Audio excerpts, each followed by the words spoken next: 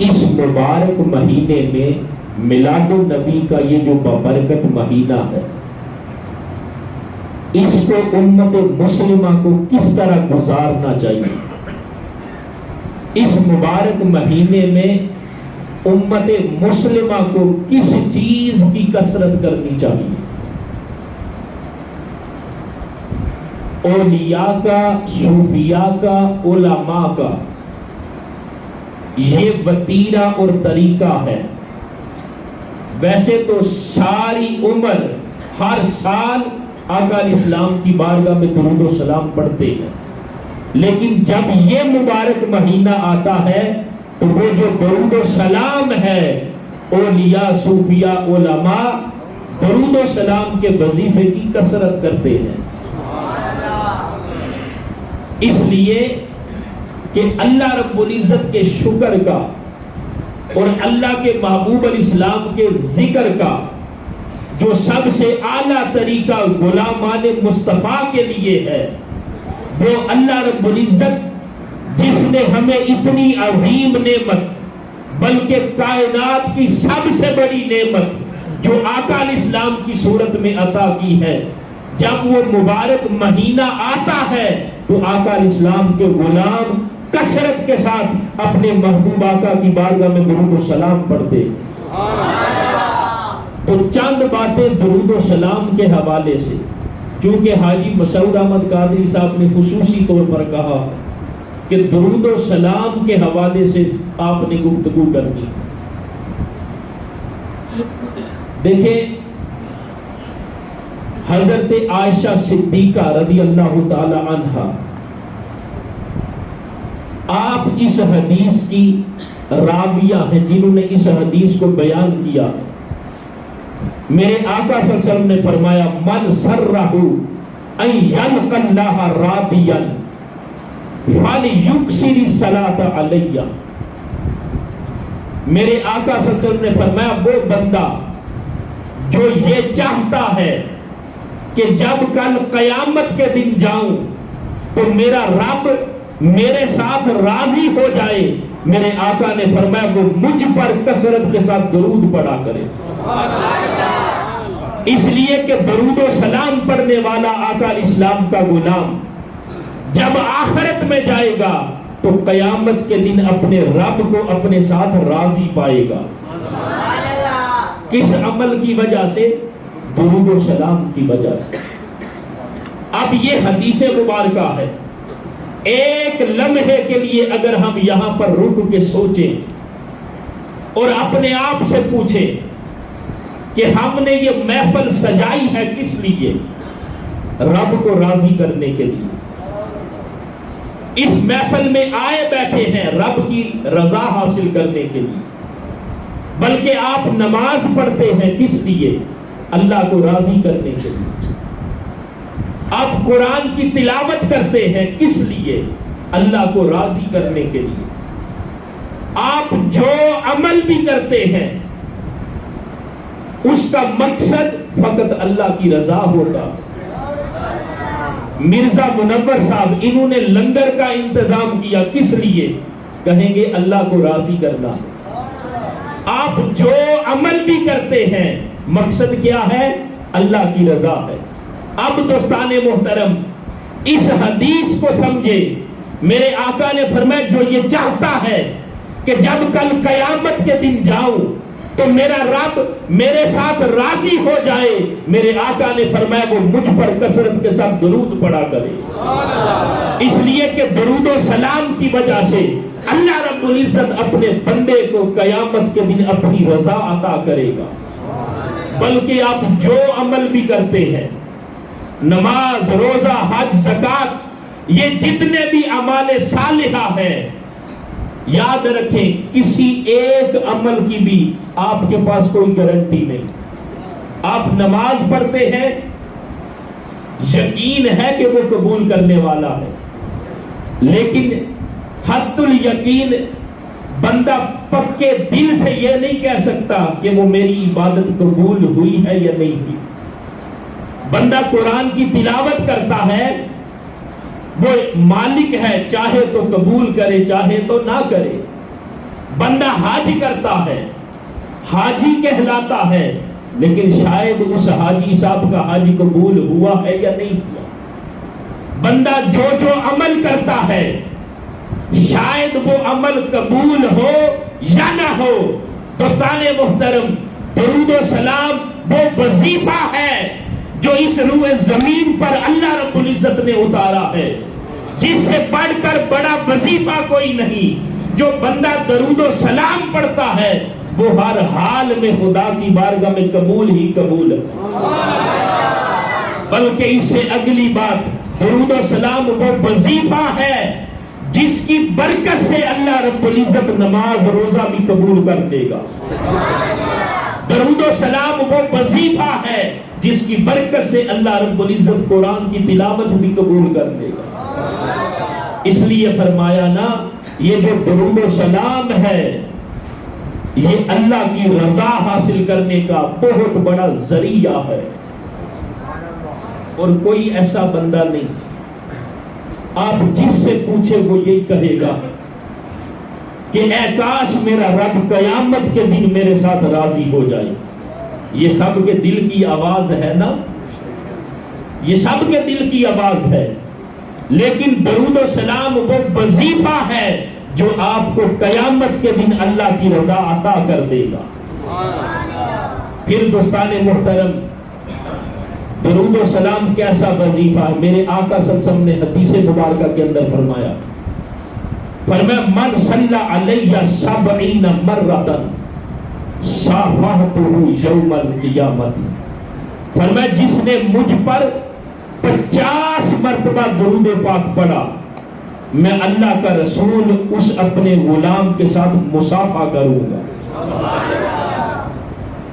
جو آقا علیہ السلام کی ذات پاک پر دن میں 50 مرتبہ درود پاک پڑھتا ہے، میرے آقا نے فرمایا میں اللہ کا رسول اپنے اس غلام کے ساتھ مصافحہ کروں گا۔ دیکھیں نا، اگر کوئی بڑا ہو، نام کا بڑا ہو، کام کا نہیں، اس لیے کہ آج ہم اپنے علاقے میں دیکھتے ہیں نام کے بڑے بڑے ہیں لیکن کام کے بالکل زیرو ہیں۔ ہم اپنا گاؤں دیکھ لینا، نام کے تو یہاں پر بھی بڑے بڑے لوگ ہیں اور ان کا کام دیکھیں تو وہ بالکل زیرو ہے۔ ہمارے ارد گرد کے علاقے نہیں، چھوٹے چھوٹے گاؤں ہیں وہ ماڈل ویلج بن گئے ہیں، اور ہمارے گاؤں حاجی والا کا کیا قصور ہے؟ تو دوستان محترم، اگر کوئی بڑا ہو اور اس سے کوئی سلام لے لینا تو اس کے پاؤں زمین پر نہیں ٹکتے۔ میں اس کے ساتھ ملا ہوں، میں اس کے ساتھ تصویر بنوائی ہے، ارے کوئی بڑا ہو اس سے ملے کوئی تو اس کے پاؤں زمین پر نہیں ٹکتے۔ اب خدا کے بعد جو سب سے بڑی ہستی ہے، جس کی سب سے زیادہ عظمت اور مقام ہے، وہ اللہ کے محبوب جو ساری کائنات کے مہمان خصوصی ہیں، جو ساری کائنات کے چیف گیسٹ ہیں، وہ اللہ کے محبوب فرما رہے ہیں جو مجھ پر 50 مرتبہ درود پاک پڑھے گا، میں اللہ کا رسول اپنے اس غلام کے ساتھ مصافحہ کروں گا۔ اس سے بھی بڑھ کر کوئی مقام ہو سکتا ہے؟ پھر ایک حدیث میں میرے آقا صلی اللہ علیہ وسلم نے فرمایا جو مجھ پر ایک بار درود پاک پڑھتا ہے، اللہ رب العزت اس پر 10 رحمت نازل فرماتا ہے۔ جو 10 مرتبہ درود پڑھتا ہے، اللہ اس پر 100 رحمت نازل فرماتا ہے۔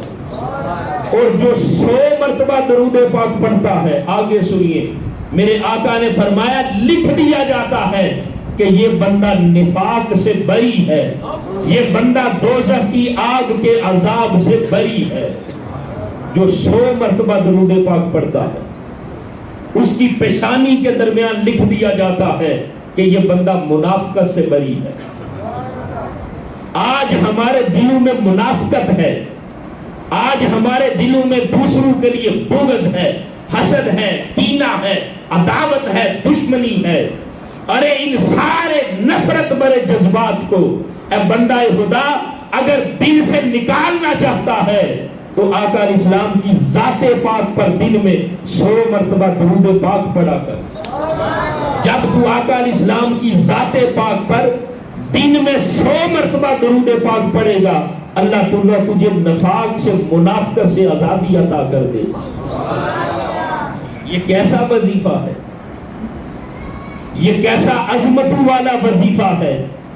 اور ایک حدیث میں تو میرے آقا صلی اللہ علیہ وسلم نے فرمایا من صلی علی فی یوم 1000 مرۃ لم یمت حتی یری مقعدہ من الجنۃ، فرمایا جس نے مجھ پر ایک دن میں 1000 مرتبہ درود پاک پڑھا، ایک دن میں 1000 مرتبہ درود پاک پڑھا، میرے آقا نے فرمایا اسے اس وقت تک موت نہیں آئے گی جب تک وہ اپنا ٹھکانہ جنت میں دیکھ نہیں لے گا۔ درود پاک کتنا پڑھنا ہے؟ 1000 مرتبہ۔ 24 گھنٹے میں سے 1 گھنٹہ اگر بندہ نکالے درود و سلام کے لیے تو 1 گھنٹہ تقریباً لگتا ہے 1000 مرتبہ درود پاک پڑھنے کے لیے۔ اگر بندہ مومن جس کے دل میں یہ خواہش ہو کہ میں اس دنیا میں جنت کے اندر اپنا مقام دیکھ لوں، تو میرے آقا نے فرمایا مرنے سے پہلے پہلے وہ جنت میں اپنا مقام دیکھ لیتا ہے جو مجھ پر دن میں 1000 مرتبہ درود پاک پڑھتا ہے۔ یہ کیسا وظیفہ ہے؟ جنت تو ملے گی حساب و کتاب کے بعد، جنت تو ملے گی آخرت کی منزلوں پر سے گزرنے کے بعد۔ آخرت کی ساری منزلوں سے گزرے گا تو اللہ رب العزت انعام عطا کرے گا۔ اے بندہ خدا، جو تجھے آخرت میں انعام ملنے ہیں، جو مقام ملنا ہے، اگر چاہتا ہے کہ دنیا میں دیکھ لوں تو اپنے محبوب آقا کی ذات پاک پر 1000 مرتبہ درود پاک پڑھنے والا بن جا۔ مرنے سے پہلے پہلے 1000 مرتبہ ہر روز درود پاک پڑھنے والا جنت میں اپنا مقام دیکھ لیتا۔ اور پھر درود و سلام کی برکت کیسی ہے؟ ایک حدیث میں میرے آقا صلی اللہ علیہ وسلم نے فرمایا من صلی علی کنت شفیعہ یوم القیامت، فرمایا جس نے مجھ پر درود پاک پڑھا میں قیامت کے دن اس کی شفاعت کروں گا۔ اللہ کی بارگاہ میں جس محبوب کا سب سے بلند مقام ہے، اب ذرا تصور کریں جب وہ محبوب اللہ کی بارگاہ میں شفاعت فرمائیں گے، بندہ جتنا بھی گناہگار ہو، بندہ جتنا بھی خطا کار ہو، بندہ خدا جتنا بھی سیاہ اعمال کرنے والا ہو، لیکن درود و سلام وہ عمل ہے جو اپنے محبوب آقا کی ذات پاک پر درود پاک پڑھتا ہے، میرے آقا نے فرمایا میں اس کی شفاعت کروں گا۔ اور جس کی شفاعت تاجدار کائنات کر دے، خدا کی عزت کی قسم ہمارا یقین ہے اس کی بخشش میں کوئی شک رہ ہی نہیں سکتا۔ لیکن اس کے لیے عمل کون سا ہے؟ آقا علیہ السلام کی ذات پاک پر درود و سلام پڑھنے والا عمل ہے۔ اور پھر ایک حدیث میں تو میرے آقا نے یہ بھی ارشاد فرمایا نا، فرمایا اول الناس بی یوم القیامت اکثرهم علی الصلاۃ، فرمایا قیامت کے دن میرے سب سے زیادہ قریب وہ ہوگا جس نے مجھ پر کثرت کے ساتھ درود پاک پڑھا ہوگا۔ درود پڑھنا ہے دنیا میں، اور قرب کہاں ملے گا؟ قیامت کے دن۔ تو دوستان محترم، قیامت کے دن آپ علماء سے سنتے ہیں نا کہ قیامت کا جو منظر ہے وہ بڑا وحشتناک ہے، وہ بڑا خوفناک منظر ہے۔ لیکن اس قیامت کے خوفناک منظر میں جو آقا علیہ السلام کے قریب ہوگا درود پاک پڑھنے کی وجہ سے، تو وہ اتنا ہی اللہ کے عذاب سے بھی دور ہوگا۔ اس لیے کہ درود پاک وہ عمل ہے جو کثرت کے ساتھ اپنے محبوب آقا کی ذات پاک پر درود پڑھتا ہے، وہ قیامت کے دن آقا علیہ السلام کے قریب ہوگا۔ تو جو جتنا حضور کے قریب ہوگا وہ اس قیامت کے دن اتنا اللہ کے عذاب سے بھی دور ہوگا. اگر ہم خود کو اللہ کے عذاب سے بچانا چاہتے ہیں, ہم خود کو اللہ کے غضب سے بچانا چاہتے ہیں, تو دوستان محترم ہمیں کثرت کے ساتھ اپنے محبوب آقا کی ذات پاک پر درود و سلام کے نذرانے پیش کرنے چاہیے.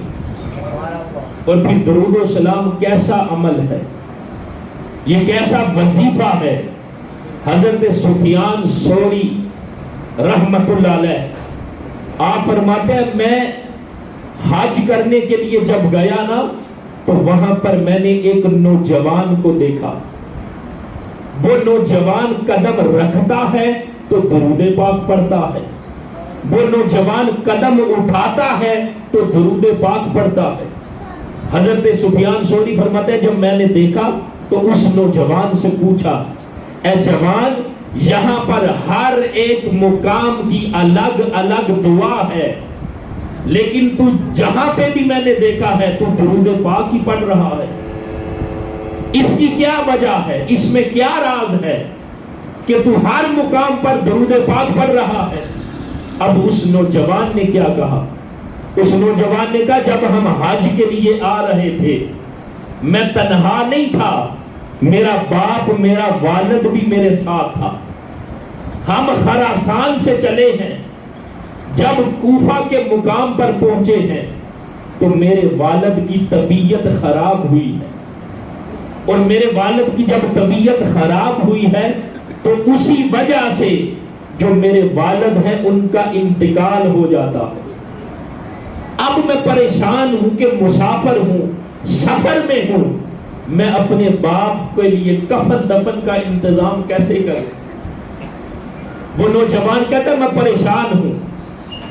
جب تھوڑا وقت گزرا ہے نا, میں نے اپنے باپ کے چہرے سے کپڑا ہٹایا ہے. جب کپڑا ہٹا کے دیکھا ہے تو میرے باپ کی جو شکل ہے وہ بگڑ چکی ہے, میرے باپ کی شکل مسخ ہو چکی ہے. وہ کہتا میں پہلے پریشان تھا, اب میری پریشانی اور بڑھ گئی کہ میں اب بندوں کو لوگوں کو کس منہ سے کہوں کہ میرے باپ کے کفن دفن کے لیے آؤ؟ میں کس منہ سے لوگوں کو کہوں گا؟ میں تو اپنے باپ کا چہرہ نہیں دکھا سکتا. وہ نوجوان کہتا ہے میں اسی پریشانی میں اپنا جو سر ہے اس کو دونوں زانوں میں رکھا ہے اور پریشانی کے عالم میں بیٹھا ہوں اور سوچ رہا ہوں. ابھی تھوڑا وقت ہی گزرا ہے, ایک حسین و جمیل چہرے والی جو ہستی ہے وہ تشریف لاتی ہے اور آ کر میرے باپ کے چہرے سے وہ ہستی کپڑے کو ہٹاتی ہے اور ایک نورانی نظر سے دیکھتی ہے تو میرے باپ کا جو چہرہ ہے وہ اس طرح چمکنے لگتا ہے جیسے 14ویں رات کا چاند چمکتا. وہ نوجوان آگے سے کیا کہتا ہے؟ وہ نوجوان کہتا ہے کہ جب وہ ہستی تشریف لے کے جانے لگی تو میں نے ان کا دامن تھام لیا اور عرض کی کہ اس مشکل وقت میں جو آپ نے میری دستگیری کی ہے اس کی کیا وجہ ہے, اور جو میرا باپ ہے اس کی شکل بگڑ گئی ہے اس کی کیا وجہ ہے؟ آگے سے جواب یہ ملتا ہے, وجہ یہ ہے کہ جو تیرا باپ تھا وہ بہت بڑا سود خور تھا اور اللہ کا قانون یہ ہے کہ سود خور کی شکل یا دنیا میں تبدیل ہوگی یا آخرت میں تبدیل ہوگی, اور تیرے باپ کی شکل اس دنیا میں تبدیل ہوئی ہے اور میں اس لیے آیا ہوں, میں اس لیے تشریف لایا ہوں. جب اس نے پوچھا نا عرض کیا آپ کون ہے تو آگے سے پتہ کیا جواب ملتا ہے؟ فرمایا میں ہی شفیع مجرمہ ہوں, میں ہی گناہگاروں کا سہارا ہوں. عرض کی یا رسول اللہ علیہ وسلم میرے باپ پر کرم کیسے ہوا؟ باپ سود خور تھا, اس کی شکل مسخ ہوئی بگڑ گئی, لیکن آپ نے اتنا کرم کیسے فرمایا؟ فرمایا اس لیے کہ تیرا باپ ہر روز جب بستر پر سونے کے لیے جاتا تھا اس وقت تک تیرا باپ سوتا نہیں تھا جب تک وہ مجھ پر 100 مرتبہ درود پاک نہیں پڑھ لیتا تھا. فرمایا تیرا باپ ہر روز سونے سے پہلے مجھ پر 100 مرتبہ درود پاک پڑھتا تھا. اس وجہ سے میں نے تیرے باپ پر کرم کیا ہے. اور پھر فرمایا انا ریاس لمن یکثر الصلاۃ علیہ. فرمایا میں ہر اس کا مددگار ہوں جو مجھ پر کثرت کے ساتھ درود پڑھتا. وہ نوجوان کہتا ہے جب میں صبح دیکھا کہ ہر طرف سے لوگ آ رہے ہیں, کشاں کشاں لوگ آ رہے ہیں اور میرے باپ کے کفن دفن میں میری مدد کر رہے ہیں, میں نے پوچھا تمہیں کیا ہوا ہے, تمہیں کیسے پتا چلا ہے؟ اس نوجوان نے کہا کہ ہم نے آواز سنی. وہ لوگ جواب دینے لگے کہ ہم نے آواز سنی ہے, جو یہ چاہتا ہے اس کو بخش دیا جائے, وہ فلاں شخص کی نماز جنازہ میں شامل ہو جائے. وہ پہلے پریشان تھا, غمگین تھا کہ بنے گا کیا. اب اس پر میرے آقا نے کرم کتنا کیا ہے, اور اس کرم کی وجہ کیا ہے؟ وجہ ایک ہی ہے کہ وہ اپنے محبوب آقا کی ذات پاک پر کثرت کے ساتھ درود پاک پڑھنے والا تھا. تو دوستان محترم, ایک طرف اس کا گناہ ہے سود کھانے والا, سود خور ہے, اور دوسری طرف 100 مرتبہ درود پاک پڑھنے کی وجہ سے اس پر کتنا کرم ہوا. کوئی جتنا بھی گناہگار ہو, کوئی جتنا بھی سیاکار ہو, کوئی جتنا بھی بدعمال ہو, اگر وہ چاہتا ہے اس پر خدا کرم کر دے, اللہ کی رحمت اس بندے کو سہارا دے دے, تو اس بندے کو چاہیے کہ وہ اللہ کے محبوب پر کثرت کے ساتھ درود پاک پڑھنے والا بن جائے. ادھر درود پڑھے گا ادھر خدا کا کرم ہوگا. دوستان محترم, درود پاک کی فضیلت تو بڑی ہے, فضائل تو بڑے ہیں, بلکہ یہ ایسا وظیفہ ہے کسی ایک عبادت کے اندر بھی, کسی ایک نیک عمل کے اندر بھی وہ رب ہمارے ساتھ شامل نہیں. وہ خالق ہے, وہ معبود ہے, وہ عبادت کے لائق ہے, لیکن درود و سلام وہ وظیفہ ہے کہ اس وظیفے کے اندر رب نے اپنے آپ کو بھی شامل کیا ہے, اور فرمایا میں اپنے محبوب پر اپنی شان کے لائق درود بھیجتا ہوں. اے ایمان والو, تم بھی میرے محبوب پر کثرت کے ساتھ درود اور کثرت کے ساتھ سلام بھیجو. تو یہ کیسا وظیفہ ہے؟ جب بندہ درود پاک پڑھے نا, ذرا تصور کرے, ذرا اپنے دل کے کونے میں یہ خیال لے کے آئے کہ جب میں درود پڑھتا ہوں یہ وہ وظیفہ ہے جس میں میرا پروردگار بھی ہمارے ساتھ شامل ہے. اور پھر دوستان محترم, درود و سلام کیسا وظیفہ ہے. فرمایا جو جمعے کے دن 80 مرتبہ مجھ پر درود پاک پڑھتا ہے, اللہ تعالیٰ اس کے 80 سال کے گناہ معاف کر دیتا.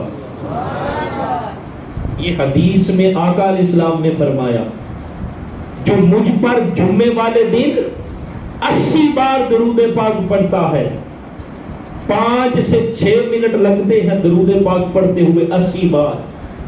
اور اس کی فضیلت دیکھ لیں, ہم میں سے ہو سکتا ہے کسی کی عمر 80 سال نہ ہو, شاید اس سے 80 سال سے پہلے انتقال کر جائے, لیکن درود و سلام وہ وظیفہ ہے. فرمایا جو جمعے کے دن 80 بار درود پاک پڑھتا ہے اللہ اس کے 80 سال کے گناہ معاف کر دیتا. اس کی عمر تھوڑی ہے تو کیا ہوگا, اللہ اس کے درجات میں بلندی عطا کر دے گا.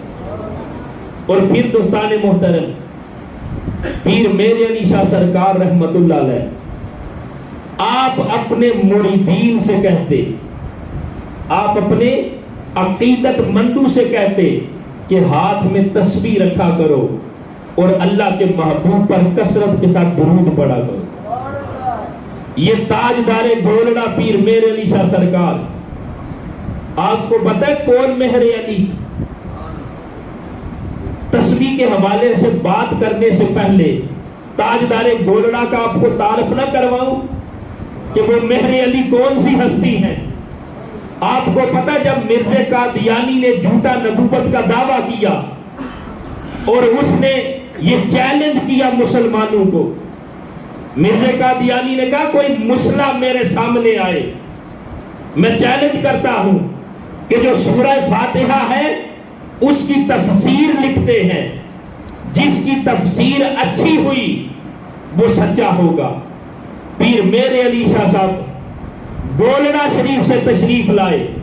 پیر جماعت علی شاہ صاحب علی پور سیدہ سے تشریف لے کے گئے لاہور بادشاہی مسجد میں، اور آپ نے فرمایا سنو، مرزے سے کہہ دو کاغذ اور قلم تو بھی لے کے آ، کاغذ اور قلم ہم بھی لے کے آتے ہیں، اور سب کے سامنے کاغذ اور قلم رکھ دیتے ہیں، جس کا قلم تفسیر خود لکھے گا وہ سچا ہوگا. فرمایا تفسیر میں اور تو نہیں لکھیں گے، کاغذ اور قلم رکھتے ہیں، جس کا قلم خود لکھ دے گا وہ سچا ہوگا. جب آپ نے یوں فرمایا نا تو مرزا قادیانی چونکہ جھوٹا تھا نا، جھوٹا تھا، آگے سے کہنے لگا نعوذ باللہ مجھ پر وہی اتری ہے کہ میں نے وہاں پر نہیں جانا، اگر میں جاؤں گا تو یہ مجھے قتل کر دیں گے. پھر اس نے پتہ کیا کہا کہ میرے پاس بھی ایک معذور کوڑا شخص جو چل پھر نہیں سکتا، بالکل معذور ہو، اس کو میرے سامنے لے کے آؤ، اور ایک کوڑا شخص پیر مہر علی شاہ کے پاس لے کے جاؤ. پیر مہر علی شاہ صاحب تک جب پیغام پہنچا آپ نے فرمایا سنو، اسے کہو کسی کوڑے کے پاس نہیں، آج مہر علی کو کسی مردے کی قبر پر لے کے جاؤ تو مہر علی اس مردے کو زندہ کر کے اس سے عقیدہ ختم نبوت بیان کروائے گا. فرمایا کسی کوڑے کے پاس نہ لے کے جاؤ، کسی مردے کے پاس بھی لے کے جاؤ تو مہر علی اس مردے کو زندہ کر کے اس سے عقیدہ ختم نبوت پر پہرا دلوائے. جب کچھ وقت گزرا نا تو پیر مہر علی شاہ صاحب سے مہر منیر کے اندر ہے، پیر مہر علی شاہ سرکار سے کسی مرید نے عقیدت مند نے پوچھا حضور آپ نے اتنا بڑا دعویٰ کیا کہ مجھے کسی مردے کے پاس لے کے جاؤ. پیر مہر علی شاہ سرکار فرمانے لگے میں نے دعویٰ نہیں کیا، مجھ سے جو سائیں ہیں انہوں نے دعویٰ کروایا تھا کہ مہر علی جب تو اس دیوس کے سامنے، اس جھوٹے کذاب کے سامنے جاؤ تو ڈرنا نہیں، مہر علی تو جو کہے گا وہ ہو کے رہے گا، تو جو چاہے گا اسی طرح ہو کے رہے گا. آپ نے فرمایا میرے آقا نے ایک دن پہلے مجھے خواب میں تشریف لا کے یہ فرمایا تھا کہ مہر علی تو جو کہے گا وہ ہو کے رہے گا. وہ پیر مہر علی شاہ سرکار تاجدار گولڑا کی ہستی ہے. اور آپ نے کیا فرمایا اپنے مریدین سے کہتے کہ اپنے ہاتھ میں تسبیح رکھا کرو اور مکین گنبد خضرا پر درود پاک پڑھا کرو. ایک دن پیر مہر علی شاہ سرکار یہ جو ریلوے اسٹیشن ہے وہاں پر بیٹھے ہیں اور آپ کے ہاتھ میں تسبیح ہے اور اس تسبیح پر اپنے محبوب آقا کی ذات پاک پر درود پاک پڑھ رہے. پاکستان بننے سے پہلے کی بات ہے، ایک انگریز آیا ہے اور اس نے پوچھا مہر علی شاہ سرکار سے کہ تمہارے ہاتھ میں کیا ہے جو ایسے پڑھ رہے ہو؟ آپ نے فرمایا یہ میرا ہتھیار ہے جو بغداد والے پیر نے مجھے میرے ایمان کی حفاظت کے لیے دیا. اور وہ جو انگریز ہے اس کے ہاتھ میں ریوالور بندوق ہے. آپ نے پوچھا تیرے ہاتھ میں کیا ہے؟ اس نے کہا یہ میرے ہاتھ میں میرا ہتھیار ہے جو انگریز سرکار نے مجھے میری جان کی حفاظت کے لیے دیا. آپ نے فرمایا تیرا ہتھیار یہ جان کی حفاظت کرتا ہے اور جو مہر علی کا ہتھیار ہے وہ ایمان کی حفاظت کرتا ہے. پھر میرے علی شاہ سرکار فرمانے لگے تیرے ہتھیار کا کوئی کمال بھی ہے؟ وہ انگریز जोश में आया, सामने परिंदा बैठा है, फायर किया, परिंदे को लगा, परिंदा ठंडा होके गिरा और बड़ी खुशी से कहने लगा, दरवेश ये मेरे हथियार का कमाल है। पीर मेरे निशा सरकार आगे बढ़े, उस परिंदे को उठाया और साथ अपनी तस्बीह मस की और इस तरह इशारा किया, वो परिंदा उड़ने लगा। पीर मेरे निशा सरकार फरमाने लगे, वो तेरे हथियार का कमाल था और ये मेहरे अली के हथियार का कमाल है। और आपने फरमाया जो तेरा हथियार है वो जिंदू को मुर्दा करता है और जो मेहरे अली का हथियार है वो मुर्दू को जिंदा करता है। वो पीर मेरे अली शाह सरकार ताजदारे गोलड़ा, आप अपने मुरीदीन से कहते कि अपने हाथ में तस्बीह रखा करो और ताजदारे कायनात पर दरूद व सलाम पढ़ा करो।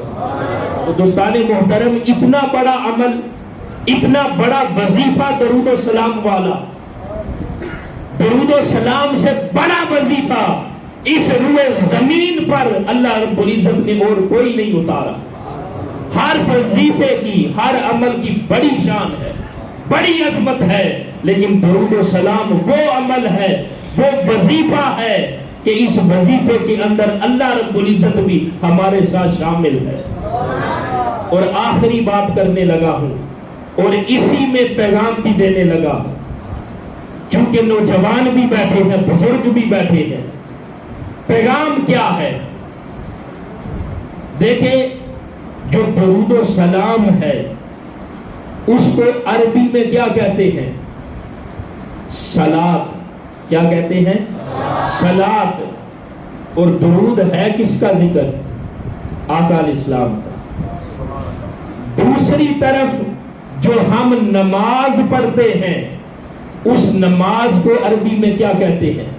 सलात। और वो किसका जिक्र है? अल्लाह का जिक्र है। अल्लाह के जिक्र की जो सबसे आला सूरत है वो नमाज है, उसको भी सलात कहते हैं। अल्लाह के रसूल के जिक्र की जो सबसे आला सूरत है वो दरूद व सलाम है, उसको भी सलात ही कहते हैं। अल्लाह रब्बुल इज्जत ने एक नाम अपने जिक्र के लिए और वही नाम अपने महबूब के जिक्र के लिए क्यों रखा? इसलिए कि रब ये चाहता है, ए महबूब, नाम एक हो सलात का, उसी सलात के पर्दे में तेरा जिक्र भी होता रहे, उसी सलात के पर्दे में रब का जिक्र भी होता रहे। तो ये जो दरूद व सलाम है ये आका अलैहिस्सलाम के जिक्र की सबसे आला सूरत है। और जो 5 वक्त की नमाज है वो अल्लाह के जिक्र की सबसे आला सूरत है। अब पैगाम क्या है? अगर हम ये चाहते हैं कि दुनिया और आखिरत दोनों जहानों में सुरखरू और कामयाब हो जाए, तो हमने ये जो 2 जिक्र हैं इनको अपनी जिंदगी में जमा करना है। हमने इन 2 अज़कार को अपनी जिंदगी में जमा करना है। और जमा कैसे होंगे? एक तरफ इनकी बड़ी फजीलत है, बड़ी अजमत है। जमा तब होंगे जब हम आका अलैहिस्सलाम की ज़ाते पाक पर दरूदे पाक पढ़ने वाले बनेंगे और जब हम हर रोज अल्लाह की बारगाह में 5 वक्त झुकने वाले बनेंगे। तो 2 जिक्र हैं और ये दोनों जिक्र हमने जमा करने हैं, अपनी जिंदगी में अमल करना है। और जब आका अलैहिस्सलाम पर दरूद पढ़ेंगे तो आका अलैहिस्सलाम का कुर्ब मिलेगा, आका अलैहिस्सलाम की मार्फत मिलेगी। और जब 5 वक्त अल्लाह के हुजूर सजदा रेज होंगे तो अल्लाह का भी कुर्ब मिलेगा। हर बंदे की जिंदगी का मकसद यही नहीं कि अल्लाह और उसके रसूल की मार्फत मिले, अल्लाह और उसके रसूल का कुर्ब मिले। तो उसका आसान सा वजीफा और तरीका ये है कि इधर दरूद व सलाम पढ़ने वाले बन जाए, आका अलैहिस्सलाम का कुर्ब और मार्फत मिल जाएगी। उधर हर रोज अल्लाह की बारगाह में 5 वक्त झुकने वाले बन जाए, खुदा का भी कुर्ब मिल जाएगा। देखे ना, अल्लाह के कुर्ब का बड़े अमाल हैं, बड़े वज़ाइफ हैं, बड़े तरीके हैं, लेकिन जो सजदा है قرآن نے کہا بس جب وقت قریب، اللہ کی بارگاہ میں سجدہ کر اور اللہ کے قریب ہو جا۔ جو سجدہ ہے 5 وقت کی نماز میں، جب بندہ اللہ کے حضور سجدہ ریز ہوتا ہے تو اللہ رب العزت اپنے اس جھکنے والے بندے کو اپنا قرب عطا کرتا۔ اور دوسری طرف جو ہر روز آقا علیہ السلام کی ذات پاک پر درود پاک پڑھتا ہے، اسے آقا علیہ السلام کا قرب اور معرفت ملتی۔ اور آخری بات، شرعی مسئلہ بھی سن لیں، زندگی میں ایک بار درود پاک پڑھنا، زندگی میں ایک بار درود پاک پڑھنا یہ فرض ہے۔ اور جس محفل میں یا جس جگہ پر آقا علیہ السلام کا نام نامی اسم گرامی بار بار لیا جائے، آقا علیہ السلام کا نام نامی سن کر درود پاک پڑھنا یہ واجب ہے۔ اور ویسے جب وقت ملے، اپنے دن اور رات کے اوقات میں سے وقت نکال کر آقا علیہ السلام کی ذات پاک پر درود پاک پڑھتے رہنا یہ مستحب ہے۔ ایک بار پڑھنا فرض ہے، اور جب آقا علیہ السلام کا نام نامی اسم گرامی سنے تو سن کر پڑھنا واجب ہے۔ اور ویسے جب وقت ملے تو پڑھتے رہنا یہ مستحب ہے۔ اور مستحب بھی بڑے اعمال ہیں، نفلی عبادتیں ہیں۔ ان سارے مستحبات میں سے، ان ساری نفلی عبادات میں سے جو سب سے بڑا وظیفہ ہے وہ درود و سلام والا۔ تو دوستان محترم، 2 ذکر ہم نے اپنی زندگی میں جمع کرنے ہیں۔ آج کی اس مجلس کا یہی پیغام ہے، آج کی اس محفل کا اللہ کے گھر میں بیٹھ کر یہ پیغام ہے۔ اور اپنے دل کے ساتھ محبوب آقا کی ولادت کے مہینے میں ہم یہ عہد کریں کہ ہم ہر روز آقا علیہ السلام کی ذات پاک پر درود پاک بھی پڑھیں گے، اور ہم ہر روز اللہ کی بارگاہ میں 5 وقت ضرور جھکنے والے بنے۔ اللہ تعالیٰ کی بارگاہ میں دعا ہے کہ اللہ تعالیٰ ہم سب کو سمجھ کی اور سمجھ کر عمل کرنے کی توفیق عطا فرمائے۔ وَمَا عَلَيْنَا إِلَّا الْبَلَاغُ الْمُبِينُ۔